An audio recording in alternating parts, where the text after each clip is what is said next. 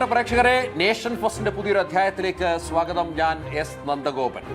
ഇന്നിപ്പോൾ ഡൽഹിയിൽ orange alert പ്രഖ്യാപിച്ചിരിക്കുകയാണ്. പുറത്ത് അതിശക്തമായ മഴ പെയ്യുന്നു. അതുകൊണ്ട് തന്നെയാണ് ഇന്നിപ്പോൾ നേഷൻ ഫസ്റ്റിന്റെ ഈ ഒരു അധ്യായം ഈ മുറിക്കുള്ളിലേക്ക് മാറ്റേണ്ട ഒരു സാഹചര്യം വന്നത്. ഏതായാലും പ്രധാന വാർത്തകൾ പരിശോധിക്കാം. വളരെ സമഗ്രമായ വാർത്തകൾ പ്രേക്ഷകരിലേക്ക് എത്തിക്കാൻ ഞങ്ങൾ തയ്യാറാണ്. ഇന്നിപ്പോൾ രാജ്യത്ത് പല വാർത്തകളും, വളരെ നിർണായകമായ പല വാർത്തകളുമുണ്ട്. അതിൽ ഏറ്റവും പ്രധാനമന്ത്രി നരേന്ദ്രമോദിക്ക് അന്താരാഷ്ട്ര തലത്തിൽ സ്വീകാര്യത വർദ്ധിക്കുന്നു എന്നുള്ളതാണ്. മോദി ലോകാരാധ്യനായി മാറുന്നത് അംഗീകരിക്കാൻ തയ്യാറാകാത്ത പ്രതിപക്ഷം പാർലമെന്റ് നടപടികൾ തടസ്സപ്പെടുത്തിയും രാജ്യ തലസ്ഥാനത്ത് അക്രമം അഴിച്ചുവിട്ടും വില കുറഞ്ഞ രാഷ്ട്രീയമാണ് പ്രകടിപ്പിക്കുന്നതെന്ന് രാജ്യസഭാംഗം സി സദാനന്ദൻ മാസ്റ്റർ അഭിപ്രായപ്പെട്ടിരിക്കുകയാണ്.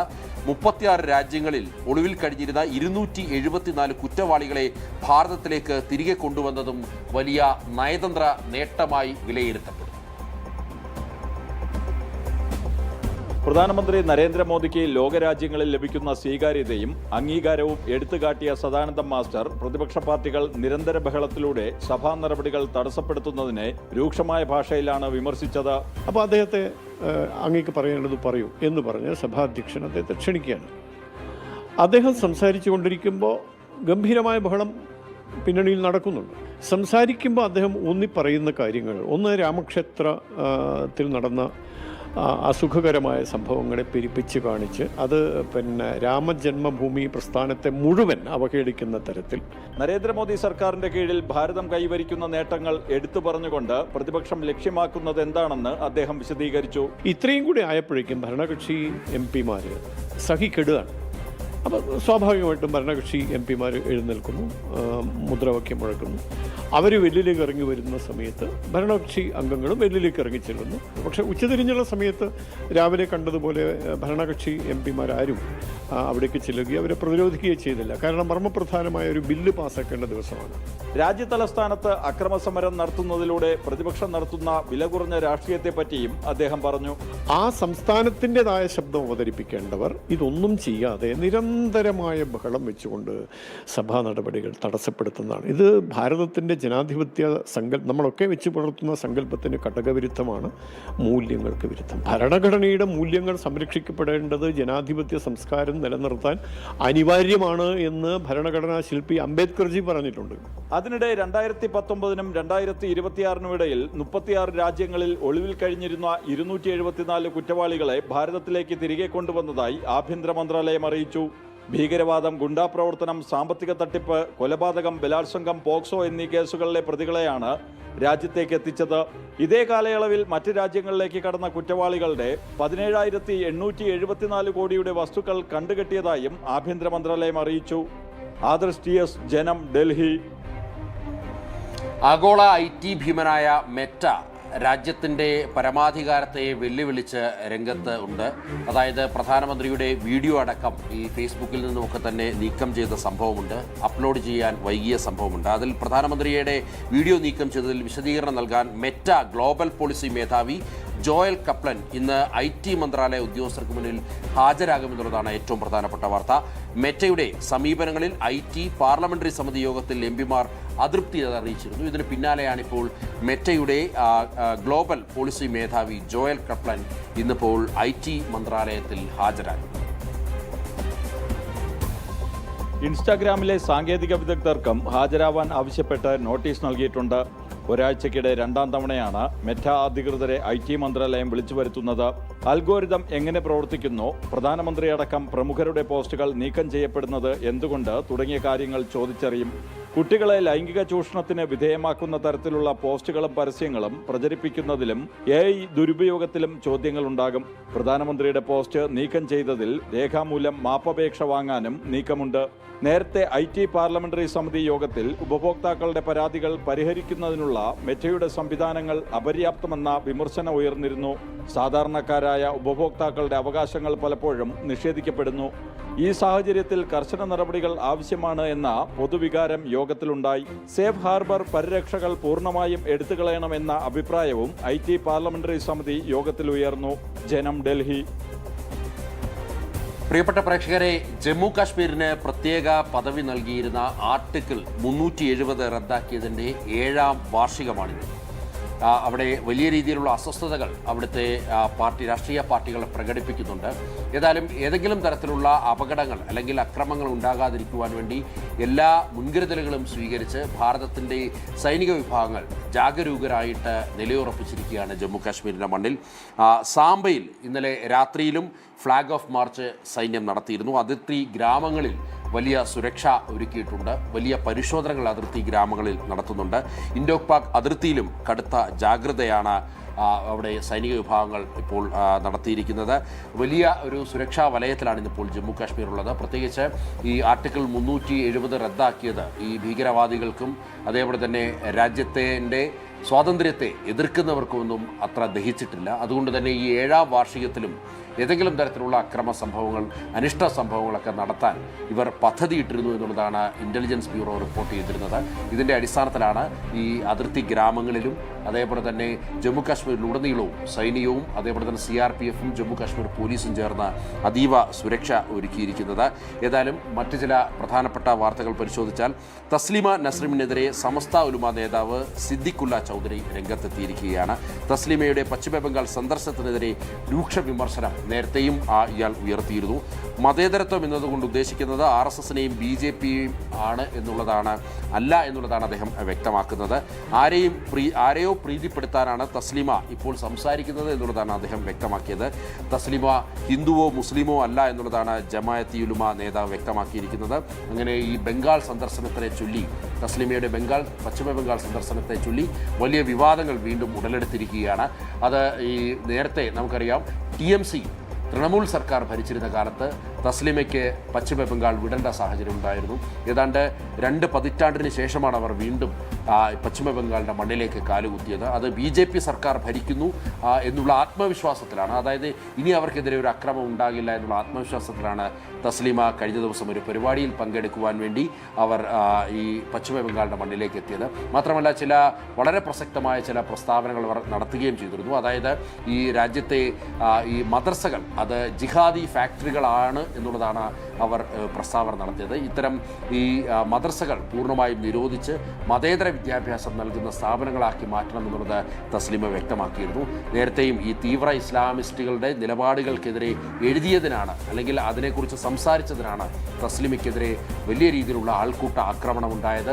തസ്ലിമയ്ക്ക് ഒടുവിൽ പശ്ചിമ ബംഗാൾ വിടേണ്ട വന്നത്. തൃണമൂൽ കോൺഗ്രസ് അതിന് പൂർണ്ണ പിന്തുണ നൽകിയിരുന്നു എന്നുള്ളതും ശ്രദ്ധേയമാണ്. ഇപ്പോൾ BJP സർക്കാർ വന്നപ്പോൾ അവർ തിരിച്ച് പശ്ചിമ ബംഗാളിൻ്റെ മണ്ണിലേക്ക് അവർ തിരിച്ചെത്തി എന്നതിനപ്പുറത്തേക്ക് അവർ വളരെ കൃത്യമായ ചില പ്രസ്താവനകൾ, അതായത് ഈ ജിഹാദി ഫാക്ടറികൾ അത് ഈ മദ്രസകളാണ് എന്നുള്ള പ്രസ്താവനകൾ അടക്കം അവർ നടത്തിയിരുന്നു. ഏതായാലും ഇതിന് വലിയ രീതിയിലുള്ള ഒരു രാഷ്ട്രീയ അതേപോലെ തന്നെ ഒരു മത രാഷ്ട്രീയ വിവാദത്തിന് പുതിയതായി വഴിതെളിച്ചു എന്നുള്ളതാണ്. ഏതായാലും ഈ നേതാവിൻ്റെ സമസ്ത ഉലുമ നേതാവ് സിദ്ദിഖുല്ല ചൗധരിയുടെ വാക്കുകളൊന്ന് ശ്രമിക്കാം. वो हमको ज्ञान दे रही है कि धर्म अलग है, पॉलिटिक्स अलग है. RSS को सिखाओ, RSS को सिखाओ, BJP को सिखाओ. BJP कहती है धर्म भी और पॉलिटिक्स, RSS भी कहती है एक साथ करेंगे. अरे बाबा, जिनके दावत पर आए हो उनको सिखाओ, हमको मत सिखाओ. वो तो मुर्तद है, ना हिंदू है ना मुसलमान. अभी भी मौका है, किसी बड़े बुजुर्ग के हाथ में तौबा करे ताकि अल्लाह उनको ईमान दे.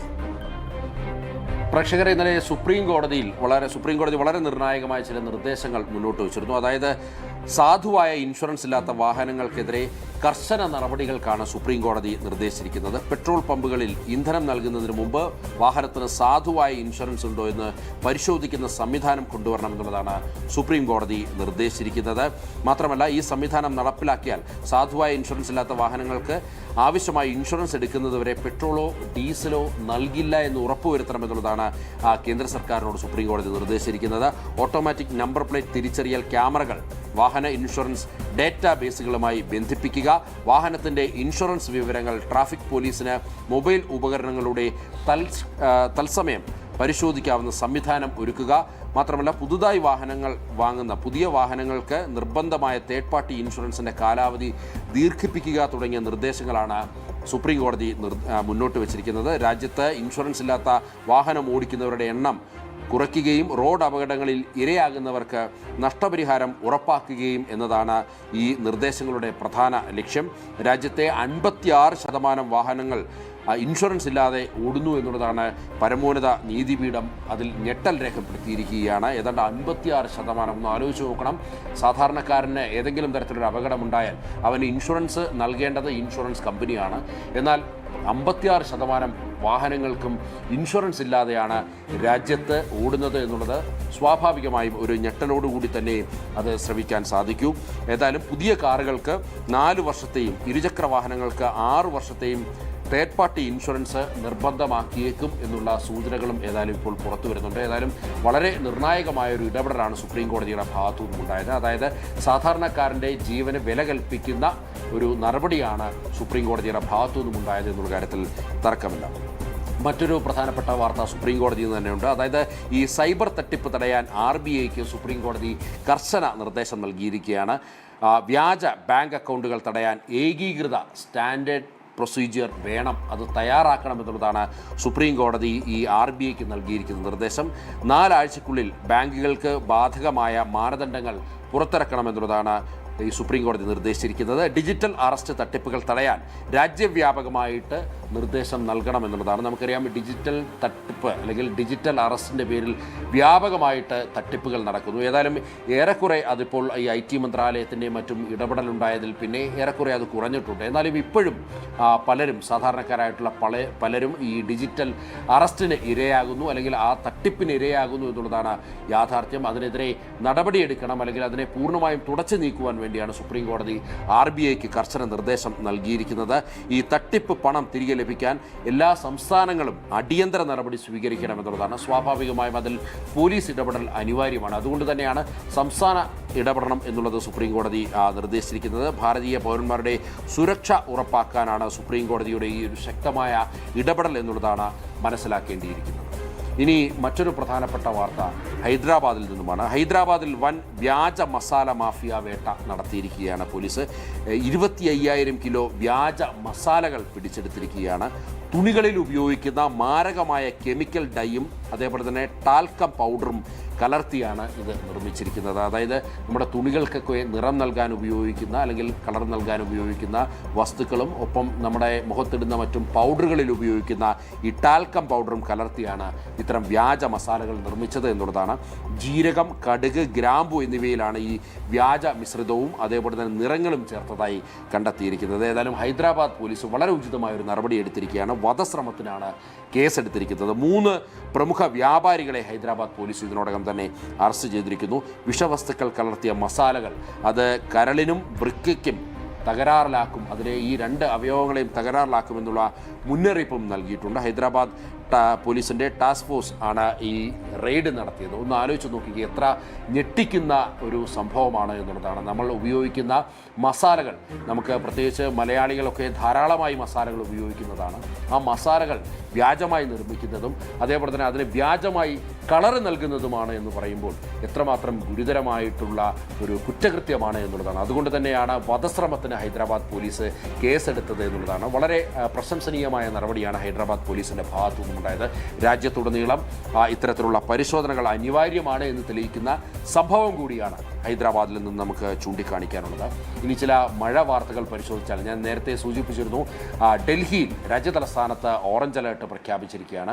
രാജ്യതലസ്ഥാനത്തിൻ്റെ ഡൽഹിയുടെ വിവിധ ഭാഗങ്ങളിൽ അതിശക്തമായ മഴ പല മേഖലകളിലും ഇതിനോടകം തന്നെ ആരംഭിച്ചു. ഇന്നലെ രാത്രി മുതൽ പല മേഖലകളിലും ഇടവിട്ടുള്ള മഴകൾ ലഭിക്കുന്നുണ്ട്. അതുകൊണ്ട് തന്നെ ഡൽഹിയുടെ പല ഭാഗങ്ങളിലും വെള്ളക്കെട്ട് രൂപപ്പെട്ടിട്ടുണ്ട്. അത് വലിയ ഗതാഗത കുരുക്കാണ് ഇനി അനുഭവപ്പെടാൻ പോകുന്നത്. ഇനിയിപ്പോൾ വരും മണിക്കൂറുകളിലാണ് ആ ഗതാഗത കുരുക്കിൻ്റെ തീവ്രത അനുഭവപ്പെടാൻ പോകുന്നത് എന്നുള്ളതാണ് യാഥാർത്ഥ്യം. ഇപ്പോൾ ഓഫീസ് ടൈമൊക്കെ ആകുമ്പോഴേക്കും സാധാരണഗതിയിൽ തന്നെ ഡൽഹിയിൽ വലിയ ഗതാഗത കുരുക്കാണ് അനുഭവപ്പെടുന്നത്. അത് മഴ കൂടി ആരംഭിച്ചാൽ ആ ഗതാഗത കുരുക്ക് അതീവ രൂക്ഷമാകുമെന്നുള്ളതാണ്. 10 മണിക്കൊക്കെ ഓഫീസിലെത്തേണ്ടവർ പുലർച്ചെ 7 മണിക്കൊക്കെ വീട്ടിൽ നിന്ന് പുറപ്പെടേണ്ട ഒരു സാഹചര്യമാണ് ഇപ്പോൾ ഉണ്ടായിരിക്കുന്നത്. അത്രമാത്രം വലിയ ഗതാഗത കുരുക്കാണ് ഡൽഹി നഗരത്തിൽ അനുഭവപ്പെടുന്നത്. ഏതായാലും മഴ കൂടി എത്തിയതോടുകൂടി ആ ഗതാഗത കുരുക്ക് കൂടുതൽ രൂക്ഷമാകുമെന്നുള്ളതാണ് മനസ്സിലാക്കേണ്ടിയിരിക്കുന്നത്. അതേപോലെ തന്നെ പഞ്ചാബിലും വലിയ രീതിയിലുള്ള മഴ പെയ്യുന്നുണ്ട്. അവിടെയും പല ഭാഗങ്ങളിലും വെള്ളക്കെട്ടൊക്കെ രൂപപ്പെട്ടതായി റിപ്പോർട്ടുകളുണ്ട്. ഇപ്പോൾ നമുക്ക് പരിശോധിച്ചാൽ ഉത്തരാഖണ്ഡിൽ കനത്ത മഴ തുടരുകയാണ്. അതീവ ജാഗ്രതാ നിർദ്ദേശം നൽകിയിരിക്കുകയാണ് മുഖ്യമന്ത്രി. സുരക്ഷാ സേനകൾക്ക് ഹൈ അലേർട്ട് നൽകിയിരിക്കുന്നു. NDRFും SDRFിൻ്റെയും ടീമുകൾ പൂർണ്ണ സജ്ജരാകാൻ നിർദ്ദേശം നൽകിയിരിക്കുകയാണ്. അനാവശ്യ യാത്രകൾ ഒഴിവാക്കാൻ സർക്കാർ നിർദ്ദേശിച്ചിരിക്കുകയാണ്. തീർത്ഥാടകർക്കും ജനങ്ങൾക്കും മുന്നറിയിപ്പ് നൽകിയിട്ടുണ്ട്. ചാർധാം തീർത്ഥാടനം നടക്കുകയാണ്.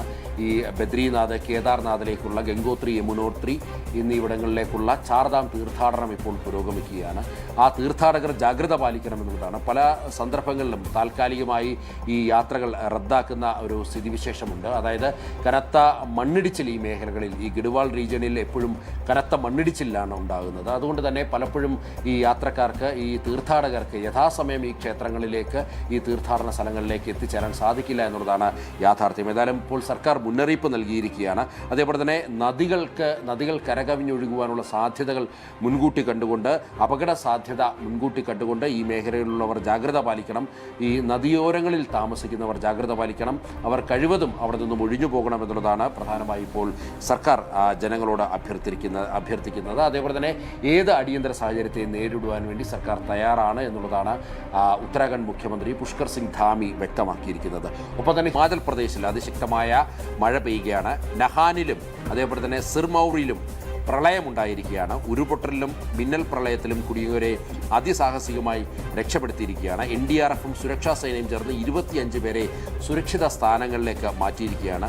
അതേപോലെ തന്നെ ദേശീയ പാതകളിൽ ഗതാഗത തടസ്സമുണ്ടായിരിക്കുകയാണ്. രക്ഷാപ്രവർത്തനം ഊർജിതമാക്കിയിട്ടുണ്ട്. ജനങ്ങൾക്ക് ജാഗ്രതാ നിർദ്ദേശം ഭരണകൂടം നൽകിയിരിക്കുകയാണ്. ദുരന്തമുഖത്ത് ജനങ്ങൾക്ക് പൂർണ്ണ പിന്തുണയുമായി ദേശീയ ദുരന്ത നിവാരണ സേനയുമുണ്ട്. ഹിമാചൽ പ്രദേശിലും ഈ ഉത്തരാഖണ്ഡിൽ പറഞ്ഞതുപോലെയാണ് മണ്ണിടിച്ചിൽ സാധ്യത കൂടുതലുള്ള മേഖലയാണ്. അവിടേക്ക് കൂടുതൽ ടൂറിസ്റ്റുകൾ ധാരാളമായി എത്തുന്ന ഒരു പ്രദേശമാണ് ഹിമാചൽ പ്രദേശ്. മണാലി അടക്കമുള്ള സ്ഥലങ്ങൾ നമുക്കറിയാം. അവിടേക്ക് വിനോദസഞ്ചാരികൾ ധാരാളമായി എത്തുന്ന സ്ഥലമാണ്. ഏതായാലും അങ്ങനെ വിനോദസഞ്ചാരികൾക്കും അതേപോലെ തന്നെ മറ്റ് സാധാരണക്കാരായിട്ടുള്ള ജനങ്ങൾക്കും, അവിടുത്തെ സാധാരണക്കാർക്കൊക്കെ ജാഗ്രതാ നിർദ്ദേശം ഇപ്പോൾ സർക്കാർ നൽകിയിരിക്കുകയാണ്. ഹിമാചലിലും വരും മണിക്കൂറുകളിൽ അതിശക്തമായ മഴയാണ് പ്രവചിച്ചിരിക്കുന്നത്. ഒപ്പം തന്നെ കേന്ദ്ര കാലാവസ്ഥാ വകുപ്പ് കേരളമടക്കമുള്ള സ്ഥലങ്ങളിലും അതീവ ജാഗ്രതാ നിർദ്ദേശം നൽകിയിട്ടുണ്ട്. അടുത്ത 3 മണിക്കൂറിൽ അതിശക്തമായ മഴ ഈ മധ്യപ്രദേശ്, അതേപോലെ തന്നെ ഗുജറാത്ത്, ഉത്തർപ്രദേശ്, ഡൽഹിയുടെ പല ഭാഗങ്ങൾ, ഹിമാചൽ പ്രദേശ്, ഉത്തരാഖണ്ഡ്, കേരള എന്നീ മേഖലകളിൽ അതിശക്തമായ മഴയ്ക്ക് സാധ്യതയുണ്ട് അടുത്ത 3 മണിക്കൂറുകളിൽ എന്നുള്ളതാണ് കേന്ദ്ര കാലാവസ്ഥാ വകുപ്പ് നൽകുന്ന മുന്നറിയിപ്പ്. ഇനി മറ്റൊരു വാർത്ത പരിശോധിച്ചാൽ കങ്കണ റണൌട്ടിൻ്റെ ഒരു വാർത്തയാണ്. എന്നെ സംഘിയാക്കുന്നതിൽ നിന്ന് തടയാൻ ആർക്കും കഴിയില്ല എന്നുള്ളതാണ് നടിയും MP-യുമായിട്ടുള്ള കങ്കണ റണൌട്ട് വ്യക്തമാക്കിയിരിക്കുന്നത്. താൻ മുമ്പേ ഒരു മോഡറേറ്റ് ഹിന്ദുവായിരുന്നു, ഒരു മിതവാദിയായ ഹിന്ദുവായിരുന്നു എന്നുള്ളതാണ് കങ്കണ വ്യക്തമാക്കിയിരിക്കുന്നത്. ഇപ്പോൾ ജാഗരൂകരായ ഒരു ഹിന്ദുവാണ് താൻ എന്നും അവർ വ്യക്തമാക്കിയിരിക്കുന്നു. സിനിമയിലെ ഹിന്ദു സ്ത്രീകൾ ഇസ്ലാമിസ്റ്റുകളുമായി ബന്ധപ്പെടുമ്പോൾ അത് ലെഫ്റ്റ് ആകുന്നു എന്നുള്ള വാദം ഇപ്പോൾ അവർ മുന്നോട്ട് വെക്കുന്നു. പഴയ ജീവിത രീതികൾ ചൂണ്ടിക്കാട്ടി തന്നെ അഗ്നിപരീക്ഷയ്ക്ക് ഇരയാക്കരുത് എന്നുള്ളതാണ് അവർ വ്യക്തമാക്കിയിരിക്കുന്നത്. RSS BJP ഐഡിയോളജി സ്വീകരിക്കാൻ ഭരണഘടന അവകാശം നൽകുന്നുണ്ട് എന്നുള്ളതാണ് നടി കങ്കണ വ്യക്തമാക്കിയിരിക്കുന്നത്. കങ്കണയുടെ പുതിയ വീഡിയോ സന്ദേശം ആഗോളതലത്തിൽ അതേപോലെ തന്നെ സോഷ്യൽ മീഡിയയിലും തരംഗമായിരിക്കുന്നു എന്നുള്ളതാണ് കങ്കണയുടെ വാക്കുകൾ വീക്ഷിക്കുന്നത്. हाँ, मैं मॉडरेट हिंदू थी. आज इसी वक्त मुझे जो है जो मुझे तंज किया जाता है, तुम कब से संघी बन गई. मुझे संघी बनना है.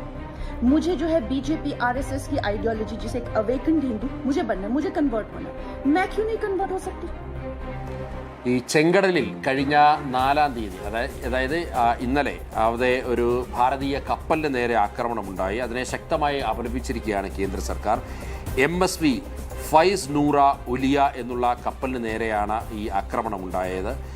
കപ്പൽ കടലിൽ മുങ്ങിയിട്ടുണ്ട്. കപ്പലിലുണ്ടായിരുന്ന 13 ഭാരതീയരും ഒരു യമൻ പൗരനും രക്ഷപ്പെട്ടിരിക്കുകയാണ്. യമൻ കോസ്റ്റ് ഗാർഡ് രക്ഷാപ്രവർത്തനം നടത്തി. അതേപോലെ തന്നെ മേഘ തുറമുഖത്താണ് ഇവരെ എത്തിച്ചിരിക്കുന്നത്. രാജ്യാന്തര സമുദ്രപാതയിൽ അക്രമങ്ങളിൽ കടുത്ത ആശങ്ക ഈ വിദേശകാര്യ മന്ത്രാലയം അറിയിച്ചിരിക്കുകയാണ്. ഭാരതീയ നാവികരുടെ സുരക്ഷ ഉറപ്പാക്കാൻ അടിയന്തര നടപടി സ്വീകരിക്കുമെന്ന് കേന്ദ്ര സർക്കാർ വ്യക്തമാക്കിയിരിക്കുകയാണ്.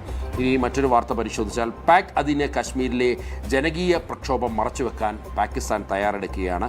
അന്താരാഷ്ട്ര മാധ്യമങ്ങൾക്ക് രാജ്യത്തുടനീളം കടുത്ത നിയന്ത്രണങ്ങളാണ് ഏർപ്പെടുത്തിയിരിക്കുന്നത്. കഴിഞ്ഞ ദിവസം അൽ ജസീറ ചാനലിന് പാകിസ്ഥാനിൽ നിരോധനം ഏർപ്പെടുത്തിയിരുന്നു. റിപ്പോർട്ട് ചെയ്യുന്നതിന് മുൻകൂർ അനുമതി നിർബന്ധമാക്കിയിരിക്കുകയാണ് ഇസ്ലാമാബാദ് ഭരണകൂടം.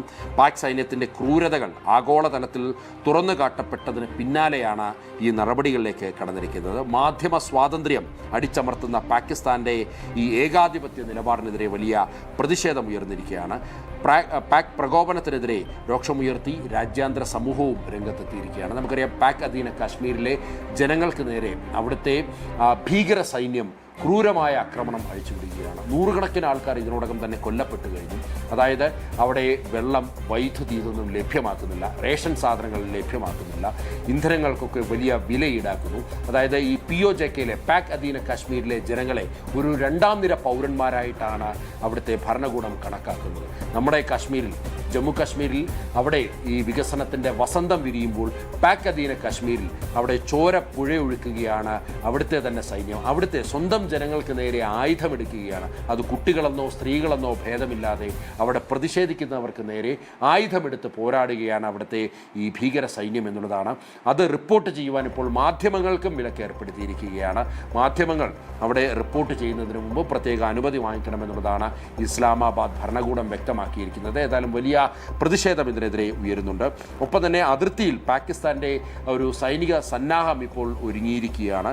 കടുത്ത മുന്നറിയിപ്പുമായി ഭാരതം എത്തിയിരിക്കുകയാണ്. ഈ ചൈനീസ് നിർമ്മിത SH-15 ഹൗസ് വിറ്റ്സർ തോക്കുകൾ പാകിസ്ഥാൻ അതിർത്തിയിൽ വിന്യസിച്ചിരിക്കുകയാണ്. ദേശീയ താൽപ്പര്യം സംരക്ഷിക്കാൻ വേണ്ടതൊക്കെ ചെയ്യുമെന്നുള്ളതാണ് ഭാരതത്തിൻ്റെ വിദേശകാര്യ മന്ത്രാലയം വ്യക്തമാക്കിയിരിക്കുന്നത്. അതിർത്തി കടന്നുള്ള ഭീകരവാദം അവസാനിപ്പിക്കണമെന്ന ഭാരതം ശക്തമായി വീണ്ടും ആവശ്യപ്പെടുകയാണ്. പാക് അധീന കശ്മീരിലെ തെരഞ്ഞെടുപ്പ് കേവലം പ്രഹസനമാണ് എന്നുള്ള വിലയിരുത്തൽ ഭാരതം നടത്തിയിരിക്കുകയാണ്. ഭാരതീയ സൈന്യം ഏത് അക്രമത്തെയും നേരിടുവാൻ വേണ്ടി, പാകിസ്ഥാൻ്റെ ഏത് ഭീഷണിയെയും നേരിടുവാൻ വേണ്ടി തയ്യാറാണ് എന്നുള്ളതാണ് വിദേശകാര്യ വക്താവ് രൺദീപ് ജസ്വാൾ ഇപ്പോൾ വ്യക്തമാക്കിയിരിക്കുന്നത്. അതായത് ഇതിൽ ഏറ്റവും പ്രധാനമായി നോക്കിക്കാണേണ്ടത് അതിർത്തിയിൽ ചില ചൈനീസ് തോക്കുകൾ പാക് സൈന്യം വിന്യസിച്ചിരിക്കുന്നു. എന്നാൽ ഭാരതം അത് കൃത്യമായി വീക്ഷിക്കുന്നുണ്ട്. ഏത് അക്രമത്തെയും അല്ലെങ്കിൽ ഏത് നീക്കത്തെയും ചെറുക്കുവാൻ വേണ്ടി സൈന്യം തയ്യാറാണ്. നമ്മുടെ സൈനികർ സുസജ്ജമായ അതിർത്തികളിൽ നമുക്ക് വേണ്ടി നമ്മുടെ കാവലാളായി രംഗത്തുണ്ട് എന്നുള്ളതാണ് നമ്മുടെ വിദേശകാര്യ മന്ത്രാലയം വ്യക്തമാക്കുന്നത്. ഏതായാലും ഇന്നത്തെ ഈ നേഷൻ ഫസ്റ്റിൻ്റെ ഈ അധ്യായം ഇവിടെ പൂർണ്ണമാകുകയാണ്. സമയപരിധി ഉള്ളതിനാൽ കൂടുതൽ വാർത്തകൾ പ്രേക്ഷകരിലേക്ക് ഈ നേഷൻ ഫസ്റ്റിലൂടെ എത്തിക്കാൻ സാധിക്കില്ല. എല്ലാ പ്രേക്ഷകർക്കും നല്ലൊരു ശുഭദിനം ആശംസിച്ചുകൊണ്ട് ഞാൻ വിടവാങ്ങുന്നു. എസ് നന്ദഗോപൻ.